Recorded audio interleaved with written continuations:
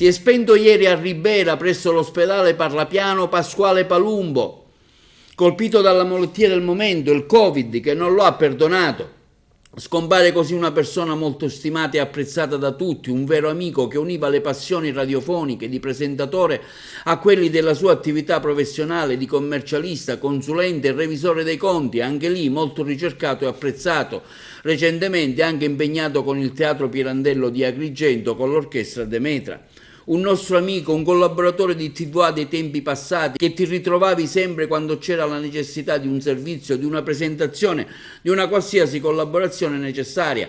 Pasquale è stato anche fondatore di Radio Favara 101, del suo teatro, e anche assessore alla provincia regionale di Agrigento. Lascia la moglie Melina Licata e i suoi 3 figli, Giusy, Luce, Francesca e Gero, cui vanno le condoglianze della nostra emittente. Lo vogliamo ricordare con queste immagini tratte da una presentazione fatta al Teatro Pirandello durante il concerto di Capodanno 2019 con la collega Margherita Trupiano. Dici bene Margherita, si tratta di un'importante presenza che mancava al nostro teatro e che adesso è ampiamente rappresentato da un organico orchestrale di ben 50 musicisti, un coro polifonico e di voci bianche di 90 elementi che pone il Teatro Pirandello al pari dei più prestigiosi teatri. Proseguiamo allora con gli altri brani.